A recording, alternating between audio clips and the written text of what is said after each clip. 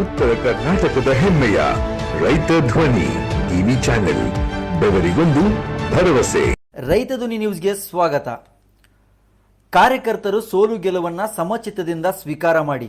ಇನ್ನು ಕೆಲವೇ ದಿನಗಳಲ್ಲಿ ತಾಲೂಕ್ ಪಂಚಾಯತ್, ಜಿಲ್ಲಾ ಪಂಚಾಯತ್ ಚುನಾವಣೆ ಬರಲಿವೆ ಮತ್ತು ಶಿಗ್ಗಾಂವ್ ಸವಣೂರು ವಿಧಾನಸಭಾ ಕ್ಷೇತ್ರಕ್ಕೆ ಉಪಚುನಾವಣೆ ಕೂಡ ನಡೆಯಲಿದೆ. ಅದಕ್ಕಾಗಿ ಕಾರ್ಯಕರ್ತರು ಈಗಿಂದಲೇ ಸನ್ನದ್ಧರಾಗಬೇಕು ಎಂದು ಸಂಜೀವ್ ನೀರಲ್ಗಿ ಅವರು ಹೇಳಿದರು. ನಗರದ ಕಾಂಗ್ರೆಸ್ ಕಚೇರಿಯಲ್ಲಿ ಜಿಲ್ಲಾ ಕಾಂಗ್ರೆಸ್ ಅಧ್ಯಕ್ಷರಾದ ಸಂಜೀವ್ ನೀರಲ್ಗಿ ಅವರು ಮಾಧ್ಯಮಗೋಷ್ಠಿ ನಡೆಸಿ ಮಾತನಾಡಿ, ಪಟ್ಟಣ, ನಗರಸಭೆ, ಪುರಸಭೆ ಚುನಾವಣೆಗಳು ಇನ್ನೇನು ಕೆಲವೇ ತಿಂಗಳುಗಳಲ್ಲಿ ನಡೆಯಲಿವೆ. ಆದ್ದರಿಂದ ಕಾರ್ಯಕರ್ತರು ಈಗಿಂದಲೇ ಸನ್ನದ್ಧರಾಗಬೇಕು ಎಂದು ತಿಳಿಸಿದರು. ಹಾವೇರಿ ಜಿಲ್ಲೆಯ ಆತ್ಮೀಯ ಮಾಧ್ಯಮದ ಸಹೋದರಿಗೆ ಜಿಲ್ಲಾ ಕಾಂಗ್ರೆಸ್ ಸಮಿತಿ ಪರವಾಗಿ ನಾನು ಹೃತ್ಪೂರ್ವಕವಾಗಿ ಸ್ವಾಗತ ಕೊಡ್ತೇನೆ. ನನ್ನ ಜೊತೆಗೆ ಮಾಜಿ ನಗರಸಭಾ ಸದಸ್ಯರು, ನಮ್ಮ ಪಕ್ಷದ ನಾಯಕರಾದ ಶ್ರೀ ಅಣ್ಣಾಲ್ಗೂ ಜೊತೆಗಿದ್ದಾರೆ. ಲೋಕಸಭಾ ಚುನಾವಣೆ ಆದ ನಂತರ ನಮ್ಮ ಜೊತೆ ತಾವೆಲ್ಲ ಸಾಕಷ್ಟು ಸಹಕಾರ ನೀಡಿದ್ರಿ.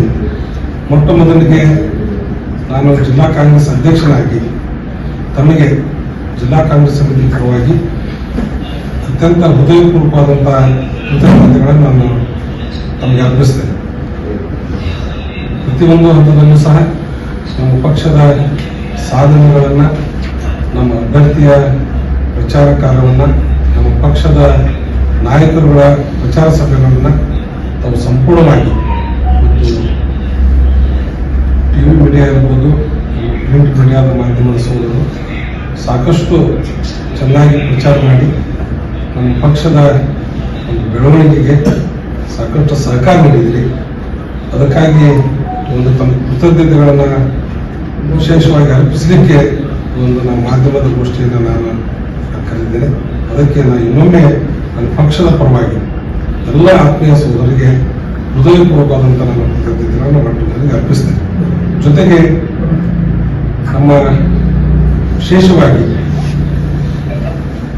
ಹಾವೇರಿ ಜಿಲ್ಲೆಯ ನಮ್ಮ ಮತದಾರ ಬಂಧುವರಿಗೆ ನಾವು ನಮ್ಮ ಪಕ್ಷದ ಪರವಾಗಿ ಓಟನ್ನು ನೀಡಿದಂಥ ಎಲ್ಲ ಮತದಾರರಿಗೆ ಸಹ ನಾನು ಹೃದಯಪೂರ್ವಕವಾದಂಥ ಕೃತಜ್ಞತೆಗಳನ್ನು ನಾನು ಅರ್ಪಿಸ್ತೇನೆ.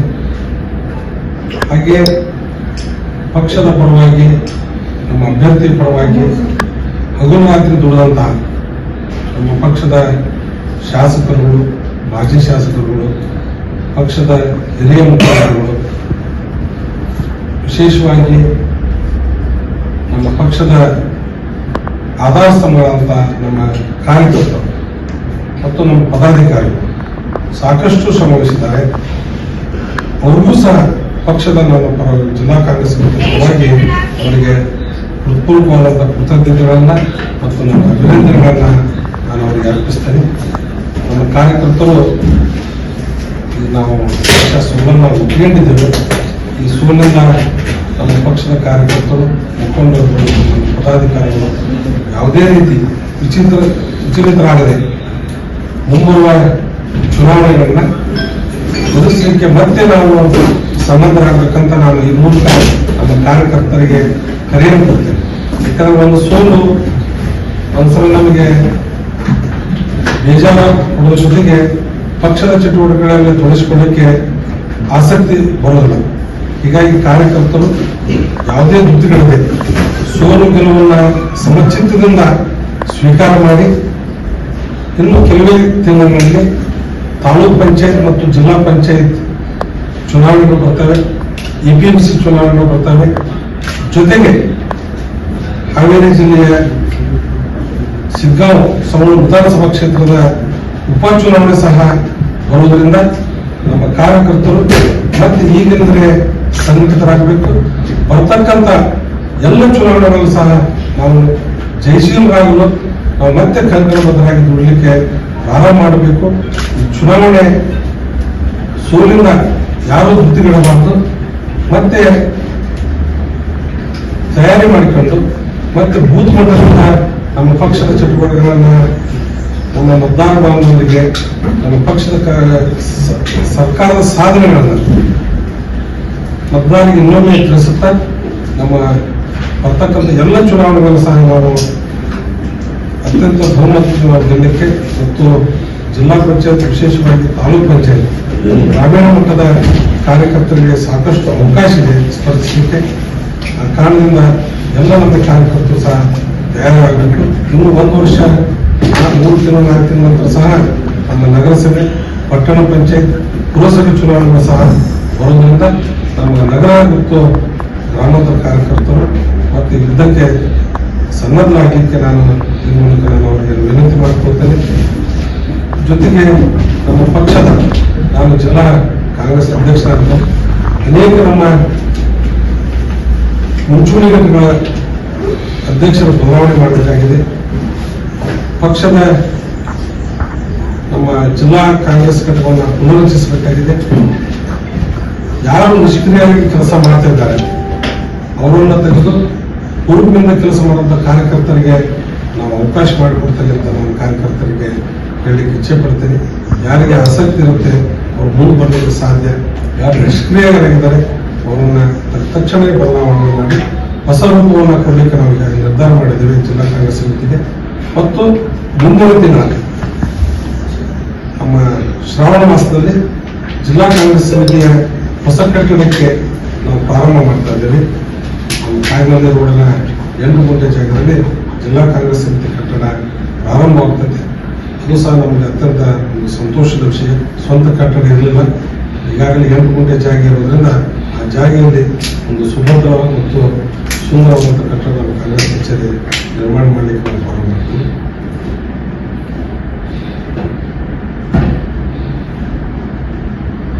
ಜೊತೆಗೆ ಈಗ ಸಿಗ್ಗಾಂವ್ ಉಪಚುನಾವಣೆ ಇನ್ನೂ ಘೋಷಣೆ ಆಗಿಲ್ಲ ದಿನಾಂಕ. ಹಲವಾರು ಪಕ್ಷದ ಹೆಸರನ್ನು ಹೇಳ್ಕೊಂಡು ನಮ್ಮ ಪಕ್ಷದ ನಾಯಕರು ಇರ್ಬೋದು, ಪಕ್ಷದ ಕಾರ್ಯಕರ್ತರು ಇರ್ಬೋದು, ನನಗೆ ಹೈಕಮಾಂಡ್ ಹೇಳಿದೆ, ನನಗೆ ಆ ಲೀಡರ್ ಹೇಳಿದ್ದಾರೆ ಅಂತ ನಮ್ಮ ಪಕ್ಷದ ನಾಯಕರುಗಳ ಹೆಸರನ್ನು ದುರುಪಯೋಗಪಡಿಸಿಕೊಂಡು ಪಕ್ಷದ ಹೆಸರನ್ನು ತೆಗೆದುಕೊಂಡು ಇಲ್ಲಿ ಕಾರ್ಯಚಟುವಟಿಕೆಗಳು ಮಾಡ್ತಾ ಇದ್ದಾರೆ. ನಾ ಈ ಮೂಲಕ ಅವ್ರಿಗೆ ಹೇಳ್ತಾ ಇದ್ದೇನೆ, ಪಕ್ಷಕ್ಕೆ ನಮ್ಮದೇ ಆದಂಥ ಪಕ್ಷಕ್ಕೆ ಸಿದ್ಧಾಂತವಿದೆ, ಪಕ್ಷದ ನಮ್ಮ ಹೈಕಮಾಂಡ್ ಇದೆ, ಪಕ್ಷದ ರಾಜ್ಯಾಧ್ಯಕ್ಷರು, ಮಾನ್ಯ ಮುಖ್ಯಮಂತ್ರಿಗಳು, ನಮ್ಮ ಎಲ್ಲ ನಾಯಕರುಗಳು ಯಾರು ಗುರುತಿಸಿ ಪಕ್ಷಕ್ಕೆ ದುಡಿದಂಥವ್ರಿಗೆ ಪಕ್ಷ ಟಿಕೆಟ್ ಕೊಡ್ತಿತ್ತು ಉಪಚುನಾವಣೆಯಲ್ಲಿ. ಆ ಕಾರಣಕ್ಕಾಗಿ ಎಲ್ಲಿಂದಲೂ ಬಂದು ಸಿಗ್ಗಾಂವ್ ಸವಣೂರು ಮತಕ್ಷೇತ್ರದಲ್ಲಿ ಅಡ್ಡಾಡಿ ನನಗೆ ನಮ್ಮ ಪಕ್ಷದ ನಾಯಕರು ಟಿಕೆಟ್ ಕೊಡ್ತಾನೆ ಅಂತ ಹೇಳಿದ್ದಾರೆ, ನನಗೆ ಹೇಳಿದ್ದಾರೆ, ನಮ್ಗೆ ಹೇಳಿ ಕಳಿಸಿದ್ದಾರೆ, ನಾವೆಲ್ಲ ನೀವು ಸಹಕಾರ ಕೊಡ್ರಿ ಅಂತ ತಿಳ್ಕೊಂಡು ನಮ್ಮ ಕಾರ್ಯಕರ್ತರ ಮನಸ್ಸಿನಲ್ಲಿ ಗೊಂದಲವನ್ನು ಉಂಟು ಮಾಡಬಾರ್ದು ಯಾರೇ ಆದರೂ. ಅದಕ್ಕಾಗಿ ಒಂದು ಪಕ್ಷದ ಶಿಸ್ತು ಅದನ್ನು ಕಾಪಾಡಿಕೊಳ್ಬೇಕು. ಪಕ್ಷ ಏನು ನಿರ್ಧಾರ ಮಾಡ್ತದೆ, ಯಾರು ಪಕ್ಷ ನಿರ್ಧಾರ ಮಾಡಿ ಯಾರಿಗೆ ಟಿಕೆಟ್ ಅನ್ನು ಕೊಡ್ತದೆ ಅವರೇ ನಮ್ಮ ಅಭ್ಯರ್ಥಿ ಅಂತ ತಿಳ್ಕೊಂಡು ನಾವೆಲ್ಲರೂ ದುಡಿಬೇಕು. ಈ ಉಪಚುನಾವಣೆಯಲ್ಲಿ ನಮಗೆ ಖಂಡಿತವಾಗಿ ಜಯಿಸಲಾಗ್ತದೆ. ಯಾಕಂದ್ರೆ ಮೊನ್ನೆ ನಡೆದಂತಹ ಧಾರವಾಡ ಲೋಕಸಭಾ ನಮ್ಮ ಹಾವೇರಿ ಕ್ಷೇತ್ರಕ್ಕೆ ಸಿಗ್ಗಾಂವ್ ಬರಲ್ಲ. ನಾವು 8,500ಕ್ಕೂ ಅಧಿಕ ಮತಗಳನ್ನು ಅಲ್ಲಿ ಕಾಂಗ್ರೆಸ್ ಪಕ್ಷಕ್ಕೆ ಲೀಡ್ ಸಿಕ್ಕಿದೆ.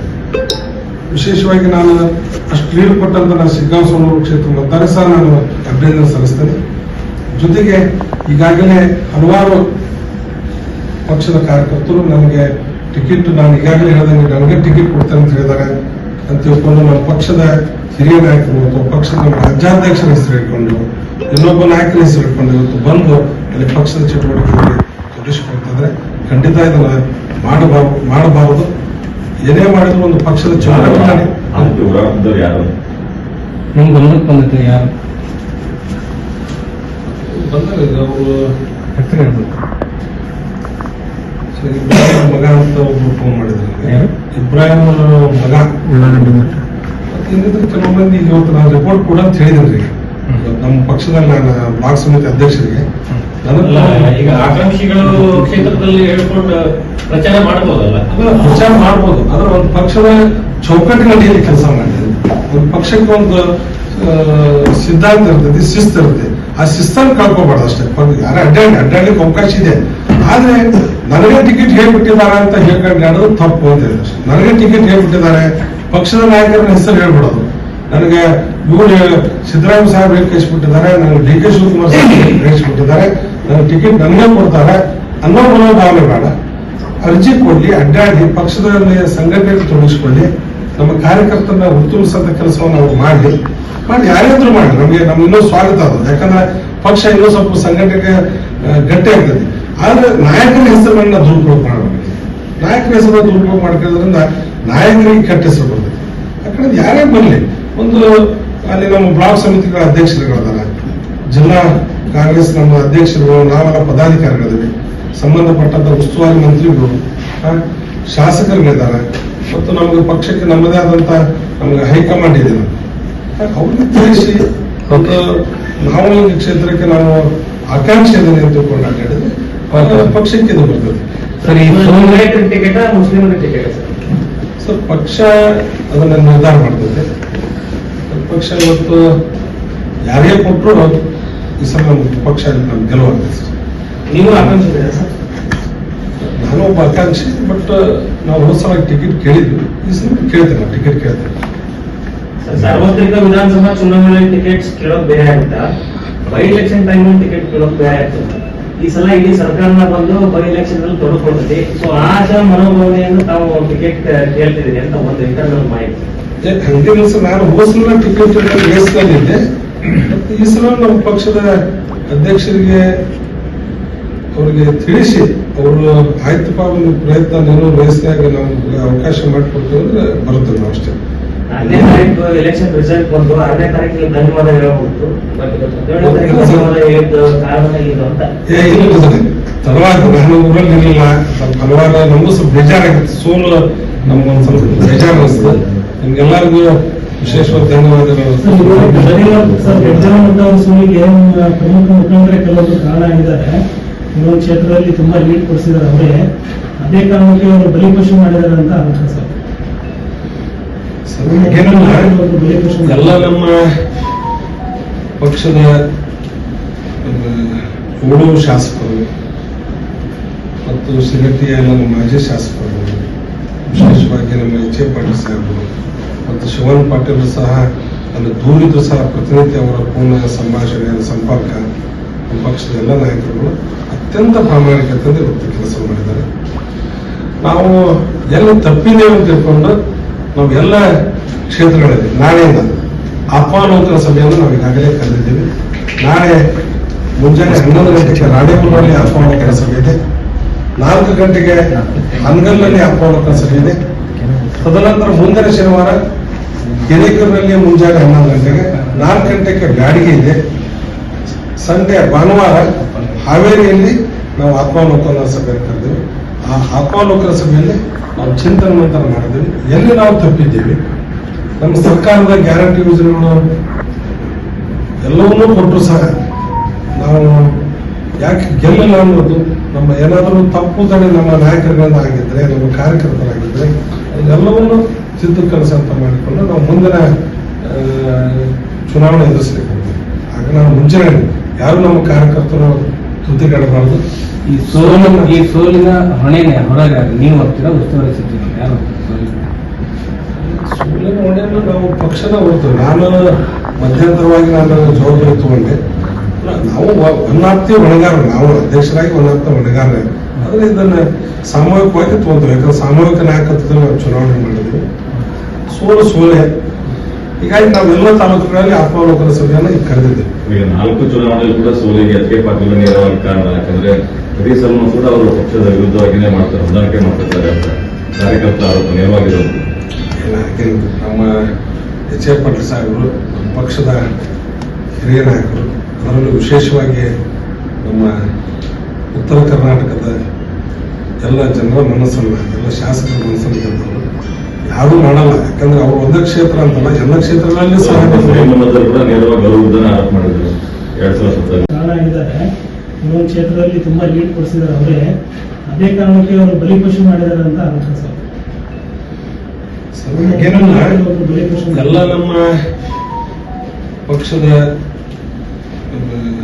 ಓಡು ಶಾಸಕರು ಮತ್ತು ಸಿಗಟ್ಟಿಯ ಎಲ್ಲ ನಮ್ಮ ಮಾಜಿ ಶಾಸಕರು, ವಿಶೇಷವಾಗಿ ನಮ್ಮ ಎಚ್ ಎ ಪಾಟೀಲ್ ಸಾಹೇಬರು ಮತ್ತು ಶಿವನ್ ಪಾಟೀಲ್ ಸಹ ಅಲ್ಲಿ ದೂರಿದ್ರು ಸಹ ಪ್ರತಿನಿತ್ಯ ಅವರ ಪೂರ್ಣ ಸಂಭಾಷಣೆ ಸಂಪರ್ಕ ನಮ್ಮ ಪಕ್ಷದ ಎಲ್ಲ ನಾಯಕರುಗಳು ಅತ್ಯಂತ ಪ್ರಾಮಾಣಿಕತೆಯಿಂದ ಇವತ್ತು ಕೆಲಸ ಮಾಡಿದ್ದಾರೆ. ನಾವು ಎಲ್ಲಿ ತಪ್ಪಿದ್ದೇವೆ ಅಂತ ತಿಳ್ಕೊಂಡು ನಾವು ಎಲ್ಲ ಕ್ಷೇತ್ರಗಳಲ್ಲಿ ನಾಳೆಯಿಂದ ಆತ್ಮಾವಲೋಕನ ಸಭೆಯನ್ನು ನಾವು ಈಗಾಗಲೇ ಕರೆದಿದ್ದೇವೆ. ನಾಳೆ ಮುಂಜಾನೆ 11 ಗಂಟೆಗೆ ರಾಣೇಬೆನ್ನೂರಲ್ಲಿ ಆತ್ಮಾವಲೋಕನ ಸಭೆ ಇದೆ. 4 ಗಂಟೆಗೆ ಹನಗಲ್ನಲ್ಲಿ ಆತ್ಮಾವಲೋಕನ ಸಭೆ ಇದೆ. ತದನಂತರ ಮುಂದಿನ ಶನಿವಾರ ಹಿರೇಕೆರೂರಲ್ಲಿ ಮುಂಜಾನೆ 11 ಗಂಟೆಗೆ, 4 ಗಂಟೆಗೆ ಬ್ಯಾಡಗಿ ಇದೆ. ಸಂಡೇ ಭಾನುವಾರ ಹಾವೇರಿಯಲ್ಲಿ ನಾವು ಆತ್ಮಾವಲೋಕನ ಸಭೆ ಕರೆದಿವಿ. ಆ ಆತ್ಮಾವಲೋಕನ ಸಭೆಯಲ್ಲಿ ನಾವು ಚಿಂತನೆ ಮಂಥನ ಮಾಡಿದ್ದೀವಿ. ಎಲ್ಲಿ ನಾವು ತಪ್ಪಿದ್ದೀವಿ, ನಮ್ಮ ಸರ್ಕಾರದ ಗ್ಯಾರಂಟಿ ಯೋಜನೆಗಳು ಎಲ್ಲವನ್ನೂ ಕೊಟ್ಟರು ಸಹ ನಾವು ಯಾಕೆ ಗೆಲ್ಲಿಲ್ಲ ಅನ್ನೋದು ನಮ್ಮ ಏನಾದರೂ ತಪ್ಪುದಲ್ಲಿ ನಮ್ಮ ನಾಯಕರುಗಳಿಂದ ಆಗಿದ್ರೆ, ನಮ್ಮ ಕಾರ್ಯಕರ್ತರಾಗಿದ್ದರೆ ಅದೆಲ್ಲವನ್ನು ತಿದ್ದು ಕೆಲಸ ಅಂತ ಮಾಡಿಕೊಂಡು ನಾವು ಮುಂದಿನ ಚುನಾವಣೆ ಎದುರಿಸಲಿಕ್ಕೆ ಹೋಗ್ತೀವಿ. ಆಗ ನಾವು ಮುಂಚೆನೇ ಯಾರು ನಮ್ಮ ಕಾರ್ಯಕರ್ತರು ತುದಿಗಾಡಬಾರ್ದು. ಈ ಸೋಲಿನ ಹೊಣೆನೆ ಹೊರಗೆ ನೀವು ಹೋಗ್ತೀರಾ, ಉಸ್ತುವಾರಿ ಸಚಿವರು ಯಾರು? ಸೋಲಿನ ಹೊಣೆಯನ್ನು ನಾವು ಪಕ್ಷನ ಹೊರ್ತೇವೆ. ನಾನು ಮಧ್ಯಂತರವಾಗಿ ಜವಾಬ್ದಾರಿ ತಗೊಂಡೆ. ನಾವು ಒನ್ನಾಪ್ತಿ ಹೊಣೆಗಾರ, ನಾವು ಅಧ್ಯಕ್ಷರಾಗಿ ಒನ್ನಾಪ್ತ ಹೊಣೆಗಾರ. ಆದರೆ ಇದನ್ನ ಸಾಮೂಹಿಕವಾಗಿ ತಗೊಂತೀವಿ. ಯಾಕಂದ್ರೆ ಸಾಮೂಹಿಕ ನಾಯಕತ್ವದಲ್ಲಿ ನಾವು ಚುನಾವಣೆ ಮಾಡಿದ್ವಿ. ಸೋಲೆ.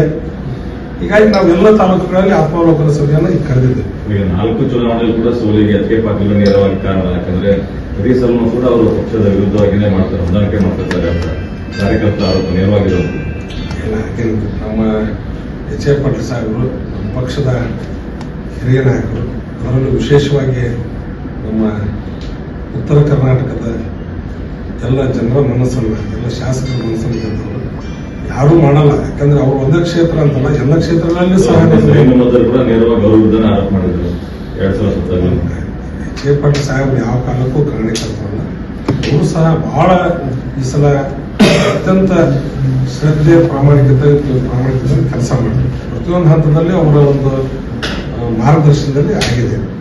ಯಾರು ಪಕ್ಷದ ನಾಯಕರು ವಿರುದ್ಧ ಯಾರು ಮಾಡಿಲ್ಲ. ಕಾರ್ಯಕರ್ತರು ಬಹಳ ಹುರುಪಿನಿಂದ ಕೆಲಸ ಮಾಡಿದ್ದಾರೆ. ಇಲ್ಲಿ ನಮ್ಮ ಸರ್ಕಾರದ ಯೋಜನೆಗಳು ನಾವು ಎಲ್ಲ ಮುಗಿಸಿದ್ವಿ. ನಮ್ಮ ಅತಿ ಆತ್ಮವಿಶ್ವಾಸ ನಮ್ಮ ಸೋಲಿಗೆ ಕಾರಣ, ಅತಿ ಆತ್ಮವಿಶ್ವಾಸ. ಶ್ರೀನಿವಾಸ್ ಮಾಲೆ ಅವರು ಸ್ಥಳೀಯ ನಾಯಕರನ್ನು ವಿಶ್ವಾಸಕ್ಕೆ ತಗೊಳ್ಳಿಲ್ಲ, ಅವರೇ ಎಲ್ಲದನ್ನು ಮುಂದಾಳತ್ವ ವಹಿಸಿದ್ರು. ಸ್ಥಳೀಯ ನಾಯಕರಿಗೆ ನೋವಾಯ್ತು, ಹಾಗಾಗಿ ಹಿನ್ನಡೆ ಆಯ್ತು ಅಂತ ಮಾತಾಡ್ತಾರೆ. ಗೆದ್ದಾಗ ಎಲ್ಲರೂ ನಾನೇ ಗೆಲ್ಸೇನೆ ಅಂತಾರೆ, ಸೋತಾಗ ಗೂಡು ಬಿದ್ರ ಆಳಿಗೊಂದು ಕಲ್ಲ ಹಂಗೆ. ಅದಕ್ಕೆ ಹೊಣೆ ಯಾರು ಬರ್ತಾರ ಅಂತ. ಸೋಲಿಗೆ ನಾವೆಲ್ಲ ಪಕ್ಷದ ನಮ್ಮ ಎಲ್ಲ ನಾಯಕರು ನಾವೆಲ್ಲರೂ ಅಂದ್ರೆ ಎಲ್ಲರೂ ಹೊಣೆ ಹೊಡ್ತೀವಿ. ಯಾಕಂದ್ರೆ ಒಬ್ಬರ ಮೇಲೆ ಹೊರಲಿಸಕ್ಕಾಗಲ್ಲ. ಎಲ್ಲರೂ ಜವಾಬ್ದಾರಿಯಿಂದ ಸಾಮೂಹಿಕವಾಗಿ ಎಲೆಕ್ಷನ್ ಮಾಡಿದ್ದೇವೆ. ಜವಾಬ್ದಾರಿ ಜಾಸ್ತಿ ಅವರೇ ತಗೊಂಡ್ರು. ಅವರು ಹಾಗೇನ ಶ್ರೀನಿವಾಸ್ ಮಾನೆಯವರು ಜವಾಬ್ದಾರಿ ತಗೊಂಡಿದ್ರು, ಎಲ್ಲ ಜಿಲ್ಲೆಯ ಶಾಸಕರು ತಗೊಂಡಿದ್ರು, ಜಿಲ್ಲಾಧ್ಯಕ್ಷರಾಗಿ ನಾವು ತಗೊಂಡಿದ್ವಿ. ಎಲ್ಲ ಪ್ರತಿ ಹಂತದಲ್ಲಿ ಒಂದು ಜವಾಬ್ದಾರಿಯಿಂದ ಕೆಲಸ ಮಾಡಿದ್ದಾರೆ. ಶ್ರೀನಿವಾಸ್ ಮಾನ್ಯ ಅಂತ ಏನು ತಪ್ಪಲ್ಲ, ಆದ್ರೆ ಅವರು ಸ್ವಲ್ಪ ಹೆಚ್ಚು ಮುತುವರ್ಜಿವಹಿಸಿ ಕೆಲಸ ಮಾಡಿದ್ದಾರೆ. ಈಗ ಸೋತಾಗ 108ಗಳು ಅಪವಾದಗಳು ಬಂದೇ ಬರ್ತಾವ. ಗೆದ್ದಾಗ ಎಲ್ಲರೂ ಹೊಣೆಗಾರೇ ನಾ ಗೆಲ್ಸೇನೆ ಅಂತಿರ್ತಾರೆ. ಸೋತಾಗ ಕೆಲವೊಂದು ಅಪವಾದಗಳು ಬರೋದು ಸಹಜ. ಸೋಲನ್ನು ನಾವು ಸ್ವೀಕಾರ ಮಾಡಿದ್ದೇವೆ. ಹೊಸ ನೂತನವಾಗಿ ಎಂಪಿಗಳಾಗಿದ್ದಾರೆ. ಅವರೆಲ್ಲೂ ಕೆಲಸ ಮಾಡಲಿಲ್ಲ. ಸರ್, ಮತ ಎಣಿಕೆ ದಿನ ಗದ್ದೆಯವ್ರ ಮತವನ್ನು ಏಕಾಂಗಿ ಅಡಿಕೆ ಪುಡಿ ಮಾಡಿದ್ರೆ ವಸ್ತು ಏನು ಸೂಚನೆ ಸರ್ ಇದರಿಂದ? ಏಕಾಂಗಿಯಾಗಿ ಒಬ್ಬರೇ ಇದ್ರು, ಒಬ್ಬ ಶಾಸಕರು ಇರ್ಲಿಲ್ಲ. ಇಷ್ಟು ಜನ ಶಾಸಕರು ಇದ್ರು, ನಿಂತ್ಕೊಂಡು ಅವರಿಗೆ ಬೆಂಬಲ ನೀಡಬೇಕಿತ್ತು ಅಂತ ಎಲ್ಲ ನಮ್ಮ ಕಾರ್ಯಕರ್ತರು ತಪ್ಪುನಾಗಿ ಬಂದ್ರು. ಪಕ್ಷದ ಕಚೇರಿಯಲ್ಲೇ ಇದ್ವಿ ನಾವು. ಈಗ ಬಂದಾಗೆಲ್ಲ ನಮ್ಮ ಬಣಕಾರರು, ರುದ್ರಪ್ಪನವರು ಎಲ್ಲ ಬಂದರು. ಎಲ್ಲರೂ ಅವ್ರಿಗೆ ಸಾಂತ್ವನ ಹೇಳಿದ್ದೀವಿ. ಮುಂದಿನ ದಿನಗಳಲ್ಲಿ ಮತ್ತೆ ಅವಕಾಶ ಸಿಗ್ತದೆ ಅಂತ ಹೇಳಿದ್ವಿ. ಒಬ್ಬ ಉತ್ತಮ ಅಂತ ಅಭ್ಯರ್ಥಿ ನಮ್ಮ ಪಕ್ಷ ಕೊಟ್ಟಿತ್ತು. ನಾವು ಸೋಲನ್ನು ನಿರೀಕ್ಷೆ ಮಾಡಿರಲಿಲ್ಲ. ನಾವು ಅತಿಯಾದ ಆತ್ಮವಿಶ್ವಾಸದಿಂದ ಇದ್ವಿ. ಬದಲಾವಣೆ ಬಯಸಿದ್ದಾರೆ ನಮ್ಮ ಲೋಕಸಭಾ ಕ್ಷೇತ್ರದ ಮತದಾರ ಅಂತ ನಾವೆಲ್ಲ ತಿಳ್ಕೊಂಡಿದ್ವಿ. ಆದ್ರೆ ಅತಿ ಕಡಿಮೆ ಮತದಿಂದ ಸೋತಿದ್ವಿ ನಾವು. ಏನು ಭಾಳ ಅಂತಾರಲ್ಲ, ನಾವು ಇನ್ನೊಂದು 20,000 ಹೊಟ್ಟು ಅಲ್ಲಿ ಇಲ್ಲಿ ಬಂದಿದ್ದು ನಾವು ಗೆದ್ದು ಬಿಟ್ಟಿದ್ವಿ. ಆದರೆ ಸೋಲೆ ನಮ್ಮ ಗ್ಯಾರಂಟಿ ತಪ್ಪಿಲ್ಲ ನಾವು. ಯಾಕಂದರೆ ಸಿದ್ದರಾಮಯ್ಯ ಸರ್ಕಾರ ನಮ್ಮ ನಿತೀಶ್ ಕುಮಾರ್ ನೇತೃತ್ವದ ಸರ್ಕಾರ ಬಹಳ ಒಳ್ಳೆಯ ಯೋಜನೆಗಳನ್ನ ಮಾತಿಗೆ ತಪ್ಪದೇ ಕೊಟ್ಟಿದ್ದಾರೆ. ಮತ್ತು ಜನ ನಮಗೆ ಆಶೀರ್ವಾದ ಮಾಡ್ತಾರೆ ಅಂತ ನಾವು ಅತಿಯಾದ ಸರ್, ಇವಾಗ ಪೆಟ್ರೋಲ್ ಡೀಸೆಲ್ ಬೆಲೆ ಏರಿಕೆ ಆದಾಗ ನೀವೇ ಆರೋಪ ಮಾಡಿದ್ರಿ, ನಿಮ್ಮ ಸರ್ಕಾರನೇ ಬೆಲೆ ಇದರಿಂದ ಇಲ್ಲ, ಇದೆಲ್ಲ ಇವತ್ತು ಮಹಾರಾಷ್ಟ್ರದಲ್ಲಿ ಸಹ ನೀನು ಏರಿಸಿಲ್ಲ ಸರ್, ವಿವಿಧ ರಾಜ್ಯಗಳಲ್ಲಿ ಸಹ ಏರ್ತಾರೆ. ಓನ್ ನಮ್ಮ ಸ್ಟೇಟ್ ಟ್ಯಾಕ್ಸ್ ಇದ್ದು ಅದು ಕೆಲವೊಂದು ಟೈಮ್ ನಾವು ಹೋದ ಸಲ ಇಳಿಸಿದ್ವಿ. ಈ ಸಲ ಅದು ಮತ್ತೆ ನಮ್ಗೆ ಸ್ವಲ್ಪ ಅಭಿವೃದ್ಧಿ ಹಣಕ್ಕೆ ಎಲ್ಲ ತೊಂದರೆ ಆಗ್ತದೆ ಅಂತ ಇವತ್ತು ಮಹಾರಾಷ್ಟ್ರ ಬಿಜೆಪಿ ಸರ್ಕಾರ ಸಹ ಏರಿಸಿದೆ. ₹1, ₹2 ₹3, ₹4 ಏರಿಸಿದ್ರೆ ಜನರ ಪರಿಸ್ಥಿತಿ ಇದೇ ಕೇಂದ್ರ ಸರ್ಕಾರ 106, 108 ಆದಾಗ ಇವ್ರು ಯಾರು ಬಾಯಿ ತೆಗಿಲ್ಲ. ಇದೇ 6 ವರ್ಷಕ್ಕೂ ಯಾರು ಬಾಯಿ ತೆಗಿಲ್ಲ. ಈಗ ನಾವು ₹3 ನಾವು ಟ್ಯಾಕ್ಸ್ ಏರಿಸಿದ ತಕ್ಷಣ ಇವ್ರಿಗೆ ಬಹಳ ಇದಾಗ್ಬಿಟ್ಟಿದ್ವಿ, ಆಶ್ಚರ್ಯಕರ ಆಗ್ಬಿಟ್ಟಿದೆ. ಅವ್ರು ಏರಿಸ್ತಾರೆ ಅಂತ ನೀವು ಏರಿಸಿದ್ರೆ ಈಗಾಗಲೇ ನಮ್ಮ ಮಾನ್ಯ ಮುಖ್ಯಮಂತ್ರಿಗಳು ಇದ್ರ ಬಗ್ಗೆ ಸ್ಪಷ್ಟೀಕರಣ ಕೊಟ್ಟಿದ್ದಾರೆ, ಯಾಕೆ ಏರಿಸಿದೆ. ಅದೇ ರೀತಿ ಬಿಜೆಪಿ ಸರ್ಕಾರಗಳು ಸಹ ಅವು ಸಹ ಈಗಾಗಲೇ ಏರಿಸ್ತಾರೆ. ನಾವು ಉದಾಹರಣೆಗೆ ಮಹಾರಾಷ್ಟ್ರ ಸರ್ಕಾರ ಒಂದು ನೋಡಿದ್ವಿ, ನೀನು ಮಹಾರಾಷ್ಟ್ರ ಸರ್ಕಾರನೇ ಏರಿಸಿದ್ವಿ. ಸರ್, ಸಿದ್ದಾಮಿ ಬೈ ಎಲೆಕ್ಷನ್ ಈ ಸಲಿಗೆ ಮತ್ತೆ ಇನ್ನೊಂದ್ ಕಡೆ ಅಂದ್ರೆ ಎರಡು ಮಾಜಿ ಸಿಎಂ ಪ್ರತಿಷ್ಠೆಯ ಕ್ಷೇತ್ರನೇ ಆಗ್ತದೆ. ಒಂದ್ ಕಡೆ ಕುಮಾರಸ್ವಾಮಿ, ಇನ್ನೊಂದ್ ಕಡೆ ಬಸವರಾಜ ಬೊಮ್ಮಾಯಿ, ಇದು ಮಾಜಿ ಕಾರಣ ಆಗಿದ್ದಾರೆ. ಇನ್ನೊಂದು ಕ್ಷೇತ್ರದಲ್ಲಿ ತುಂಬಾ ಲೀಡ್ ಕೊಡಿಸಿದ್ದಾರೆ ಅವರೇ, ಅದೇ ಕಾರಣಕ್ಕೆ ಅವರು ಬಲಿಪಶು ಮಾಡಿದ್ದಾರೆ ಅಂತ ಆರೋಪ ಸರ್. ಎಲ್ಲ ನಮ್ಮ ಪಕ್ಷದ ಓಡು ಶಾಸಕರು ಮತ್ತು ಸಿಗಟ್ಟಿಯ ಎಲ್ಲ ನಮ್ಮ ಮಾಜಿ ಶಾಸಕರು, ವಿಶೇಷವಾಗಿ ನಮ್ಮ ಎಚ್.ಎ. ಪಾಟೀಲ್ ಸಾಹೇಬರು ಮತ್ತು ಶಿವನ್ ಪಾಟೀಲ್ ಸಹ ಅಲ್ಲಿ ದೂರಿದ್ದು ಸಹ ಪ್ರತಿನಿತ್ಯ ಅವರ ಪೂರ್ಣ ಸಂಭಾಷಣೆ, ಸಂಪರ್ಕ ನಮ್ಮ ಪಕ್ಷದ ಎಲ್ಲ ನಾಯಕರುಗಳು ಅತ್ಯಂತ ಪ್ರಾಮಾಣಿಕತೆಯಿಂದ ಇವತ್ತು ಕೆಲಸ ಮಾಡಿದ್ದಾರೆ. ನಾವು ಎಲ್ಲಿ ತಪ್ಪಿದ್ದೇವೆ ಅಂತ ತಿಳ್ಕೊಂಡು ನಾವು ಎಲ್ಲ ಕ್ಷೇತ್ರಗಳಲ್ಲಿ ನಾಳೆಯಿಂದ ಆತ್ಮಾವಲೋಕನ ಸಭೆಯನ್ನು ನಾವು ಈಗಾಗಲೇ ಕರೆದಿದ್ದೇವೆ. ನಾಳೆ ಮುಂಜಾನೆ 11 ಗಂಟೆಗೆ ರಾಣೇಬೆನ್ನೂರಲ್ಲಿ ಆತ್ಮಾವಲೋಕನ ಸಭೆ ಇದೆ, 4 ಗಂಟೆಗೆ ಹನಗಲ್ನಲ್ಲಿ ಆತ್ಮಾವಲೋಕನ ಸಭೆ ಇದೆ. ತದನಂತರ ಮುಂದಿನ ಶನಿವಾರ ಹಿರೇಕೆರೂರಲ್ಲಿ ಮುಂಜಾನೆ 11 ಗಂಟೆಗೆ, 4 ಗಂಟೆಗೆ ಬ್ಯಾಡಗಿ ಇದೆ. ಸಂಡೇ ಭಾನುವಾರ ಹಾವೇರಿಯಲ್ಲಿ ನಾವು ಆತ್ಮಾವಲೋಕನ ಸಭೆ ಕರೆದಿದ್ದೇವೆ. ಆ ಆತ್ಮಾವಲೋಕನ ಸಭೆಯಲ್ಲಿ ನಾವು ಚಿಂತನೆ ಮಂಥನ ಮಾಡಿದ್ದೇವೆ, ಎಲ್ಲಿ ನಾವು ತಪ್ಪಿದ್ದೇವೆ, ನಮ್ಮ ಸರ್ಕಾರದ ಗ್ಯಾರಂಟಿ ಯೋಜನೆಗಳು ಎಲ್ಲವನ್ನೂ ಕೊಟ್ಟರು ಸಹ ನಾವು ಯಾಕೆ ಗೆಲ್ಲಿಲ್ಲ ಅನ್ನೋದು, ನಮ್ಮ ಏನಾದರೂ ತಪ್ಪುದಲ್ಲಿ ನಮ್ಮ ನಾಯಕರುಗಳಿಂದ ಆಗಿದ್ದರೆ, ನಮ್ಮ ಕಾರ್ಯಕರ್ತರಾಗಿದ್ದರೆ ಅದೆಲ್ಲವನ್ನು ಸಿದ್ಧ ಕೆಲಸ ಅಂತ ಮಾಡಿಕೊಂಡು ನಾವು ಮುಂದಿನ ಚುನಾವಣೆ ಎದುರಿಸಲಿಕ್ಕೆ ಹೋಗ್ತೀವಿ. ಆಗ ನಾನು ಮುಂಚೆನೇ ಯಾರು ನಮ್ಮ ಕಾರ್ಯಕರ್ತರು ತುದಿಗಡಬಾರದು. ಈ ಸೋಲಿನ ಹೊಣೆನೆ ಹೊರಗೆ ನೀವು ಹೋಗ್ತೀರಾ, ಉಸ್ತುವಾರಿ ಸಚಿವರು ಯಾರು? ಸೋಲಿನ ಹೊಣೆಯನ್ನು ನಾವು ಪಕ್ಷನ ಹೊರ್ತೇವೆ. ನಾನು ಮಧ್ಯಂತರವಾಗಿ ನಾನು ಜವಾಬ್ದಾರಿ ತಗೊಂಡೆ. ನಾವು ಒನ್ನಾಪ್ತಿ ಹೊಣೆಗಾರ, ನಾವು ಅಧ್ಯಕ್ಷರಾಗಿ ಒನ್ನಾಪ್ತ ಹೊಣೆಗಾರ. ಆದರೆ ಇದನ್ನು ಸಾಮೂಹಿಕವಾಗಿ ತಗೊಂತೇವೆ, ಯಾಕಂದ್ರೆ ಸಾಮೂಹಿಕ ನಾಯಕತ್ವದಲ್ಲಿ ನಾವು ಚುನಾವಣೆ ಮಾಡಿದ್ವಿ. ಸೋಲೆ. ಹೀಗಾಗಿ ನಾವೆಲ್ಲ ತಾಲೂಕುಗಳಲ್ಲಿ ಆತ್ಮಾವಲೋಕನ ಸಭೆಯನ್ನು ಈಗ ಕರೆದಿದ್ದೇವೆ. ಈಗ 4 ಚುನಾವಣೆಯಲ್ಲಿ ಕೂಡ ಸೋಲಿಗೆ ಎಚ್.ಕೆ. ಪಾಟೀಲ್ ನೇರವಾಗಿ ಕಾರಣ. ಯಾಕಂದ್ರೆ ಪ್ರತಿ ಸಲನೂ ಕೂಡ ಅವರು ಪಕ್ಷದ ವಿರುದ್ಧವಾಗಿಯೇ ಮಾಡ್ತಾರೆ, ಹೊಂದಾಣಿಕೆ ಮಾಡ್ತಿರ್ತಾರೆ ಅಂತ ಕಾರ್ಯಕರ್ತರ ಆರೋಪ ನೇರವಾಗಿರೋದು. ನಮ್ಮ ಎಚ್.ಎ. ಪಾಟೀಲ್ ಸಾಹೇಬರು ನಮ್ಮ ಪಕ್ಷದ ಹಿರಿಯ ನಾಯಕರು, ಅದರಲ್ಲೂ ವಿಶೇಷವಾಗಿ ನಮ್ಮ ಉತ್ತರ ಕರ್ನಾಟಕದ ಎಲ್ಲ ಜನರ ಮನಸ್ಸನ್ನು, ಎಲ್ಲ ಶಾಸಕರ ಮನಸ್ಸನ್ನು ಗೆದ್ದವರು. ಯಾರೂ ಮಾಡಲ್ಲ, ಯಾಕಂದ್ರೆ ಅವರು ಒಂದೇ ಕ್ಷೇತ್ರ ಅಂತಲ್ಲ, ಎಲ್ಲ ಕ್ಷೇತ್ರಗಳಲ್ಲಿ ಸಹ ಕೂಡ ನೇರವಾಗಿ ಅವ್ರ ವಿರುದ್ಧ ಆರೋಪ ಮಾಡಿದ್ರು 2017. ಎಚ್.ಎ. ಪಾಟೀಲ್ ಸಾಹೇಬರು ಯಾವ ಕಾಲಕ್ಕೂ ಕಾರಣಕರ್ತರಲ್ಲ. ಅವರು ಸಹ ಬಹಳ ಈ ಸಲ ಅತ್ಯಂತ ಶ್ರದ್ಧೆ, ಪ್ರಾಮಾಣಿಕತೆ ಕೆಲಸ ಮಾಡಿದ್ರು. ಪ್ರತಿಯೊಂದು ಹಂತದಲ್ಲಿ ಅವರ ಒಂದು ಮಾರ್ಗದರ್ಶನದಲ್ಲಿ ಆಗಿದೆ. ಯಾರು ಪಕ್ಷದ ನಾಯಕರು ವಿರುದ್ಧ ಯಾರು ಮಾಡಿಲ್ಲ. ಕಾರ್ಯಕರ್ತರು ಬಹಳ ಹುರುಪಿನಿಂದ ಕೆಲಸ ಮಾಡಿದ್ದಾರೆ. ಇಲ್ಲಿ ನಮ್ಮ ಸರ್ಕಾರದ ಯೋಜನೆಗಳು ನಾವು ಎಲ್ಲ ಮುಟ್ಟಿಸಿದ್ವಿ.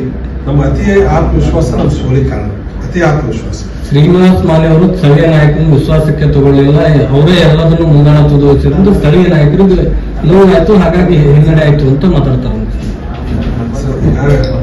ಗೆದ್ದಾಗ ಎಲ್ಲರೂ ನಾನೇ ಗೆಲ್ಸೇನೆ ಅಂತಾರೆ, ಸೋತಾಗ ಗೂಡು ಬಿದ್ರೆ ಆಳಿಗೊಂದು ಕಲ್ಲ ಹಂಗೆ. ಅದಕ್ಕೆ ಹೊಣೆ ಯಾರು ಬರ್ತಾರ ಅಂತ. ಸೋಲಿಗೆ ನಾವೆಲ್ಲ ಪಕ್ಷದ ನಮ್ಮ ಎಲ್ಲ ನಾಯಕರು ನಾವೆಲ್ಲರೂ ಅಂದ್ರೆ ಎಲ್ಲರೂ ಹೊಣೆ ಹೋಗ್ತೀವಿ, ಯಾಕಂದ್ರೆ ಒಬ್ಬರ ಮೇಲೆ ಹೊರಲಿಸಕ್ಕಾಗಲ್ಲ. ಎಲ್ಲರೂ ಜವಾಬ್ದಾರಿಯಿಂದ ಸಾಮೂಹಿಕವಾಗಿ ಎಲೆಕ್ಷನ್ ಮಾಡಿದ್ದೇವೆ. ಜವಾಬ್ದಾರಿ ಜಾಸ್ತಿ ಅವರೇ ತಗೊಂಡ್ರು. ಅವರು ಹಾಗೇನ ಶ್ರೀನಿವಾಸ ಮಾನ್ಯವರು ಜವಾಬ್ದಾರಿ ತಗೊಂಡಿದ್ರು, ಎಲ್ಲ ಜಿಲ್ಲೆಯ ಶಾಸಕರು ತಗೊಂಡಿದ್ರು, ಜಿಲ್ಲಾಧ್ಯಕ್ಷರಾಗಿ ನಾವು ತಗೊಂಡಿದ್ವಿ. ಎಲ್ಲ ಪ್ರತಿಯೊಂದರಲ್ಲಿ ಒಬ್ಬರು ಜವಾಬ್ದಾರಿಯಿಂದ ಕೆಲಸ ಮಾಡಿದ್ದೇವೆ. ಶ್ರೀನಿವಾಸ ಮಾನ್ಯ ಅವ್ರದ್ದು ಏನು ತಪ್ಪಲ್ಲ, ಆದ್ರೆ ಅವರು ಸ್ವಲ್ಪ ಹೆಚ್ಚು ಮುತುವರ್ಜಿವಹಿಸಿ ಕೆಲಸ ಮಾಡಿದ್ದಾರೆ. ಈಗ ಸೋತಾಗ 108ಗಳು ಅಪವಾದಗಳು ಬಂದೇ ಬರ್ತಾವ, ಗೆದ್ದಾಗ ಎಲ್ಲರೂ ಹೊಣೆಗಾರೆ ನಾ ಗೆಲ್ಸೇನೆ ಅಂತಿರ್ತಾರೆ. ಸೋತಾಗ ಕೆಲವೊಂದು ಅಪವಾದಗಳು ಬರೋದು ಸಹಜ. ಸೋಲನ್ನು ನಾವು ಸ್ವೀಕಾರ ಮಾಡಿದ್ದೇವೆ. ಹೊಸ ನೂತನವಾಗಿ ಎಂಪಿಗಳಾಗಿದ್ದಾರೆ, ಅವರೆಲ್ಲೂ ಹೋಗಿ ಕೆಲಸ ಮಾಡಲಿಲ್ಲ. ಸರ್, ಮತ ಎಣಿಕೆ ದಿನ ಗದ್ದೆಯವ್ರ ಮತೊಂದು ಏಕಾಂಗಿ ಹರಕೆ ಪುಡಿ ಮಾಡಿದ್ರ ಅಂತ ವಸ್ತು ಏನ್ ಸೂಚನೆ ಸರ್ ಇದರಿಂದ?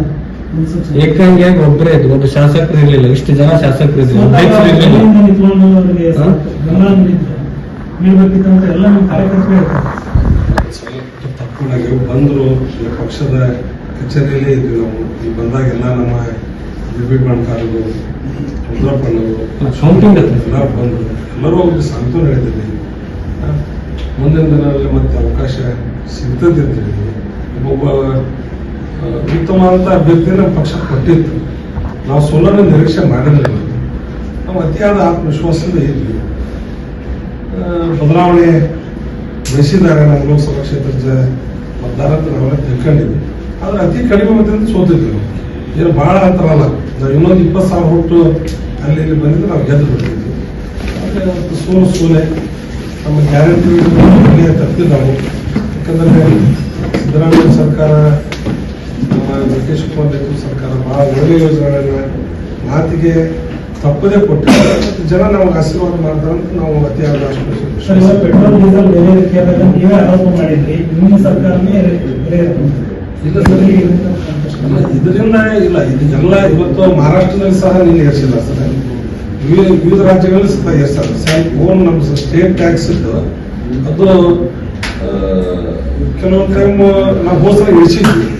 ಈ ಸಲ ಅದು ಮತ್ತೆ ನಮ್ಗೆ ಸ್ವಲ್ಪ ಅಭಿವೃದ್ಧಿ ಹಣಕ್ಕೆ ಎಲ್ಲ ತೊಂದರೆ ಆಗ್ತದೆ ಅಂತ ಇವತ್ತು ಮಹಾರಾಷ್ಟ್ರ ಬಿಜೆಪಿ ಸರ್ಕಾರ ಸಹ ಏರಿಸಿದೆ. ₹1, ₹2, ₹3, ₹4 ಜನರ ಪರಿಸ್ಥಿತಿ.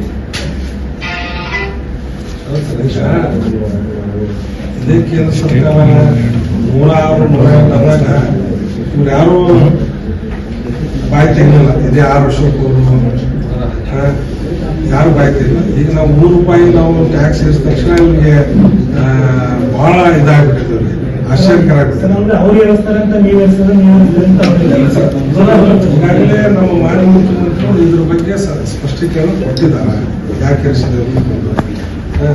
ಅದೇ ರೀತಿ ಬಿಜೆಪಿ ಸರ್ಕಾರಗಳು ಸಹ ಅವು ಸಹ ಈಗಾಗಲೇ ಏರಿಸ್ತಾ ಇದ್ದಾರೆ. ನಾವು ಉದಾಹರಣೆಗೆ ಮಹಾರಾಷ್ಟ್ರ ಸರ್ಕಾರ ಒಂದು ನೋಡಿದ್ವಿ, ಈಗ ಮಹಾರಾಷ್ಟ್ರ ಸರ್ಕಾರನೇ ಏರಿಸಿದ್ವಿ. ಸರ್, ಸಿದ್ದಾಮಿ ಬೈ ಎಲೆಕ್ಷನ್ ಈ ಸಲಿಗೆ ಮತ್ತೆ ಇನ್ನೊಂದ್ ಕಡೆ ಅಂದ್ರೆ ಎರಡು ಮಾಜಿ ಸಿಎಂ ಕೂಡ ಪ್ರತಿಷ್ಠೆಯ ಕ್ಷೇತ್ರನೇ ಆಗ್ತದೆ. ಒಂದ್ ಕಡೆ ಕುಮಾರಸ್ವಾಮಿ, ಇನ್ನೊಂದ್ ಕಡೆ ಬಸವರಾಜ ಬೊಮ್ಮಾಯಿ.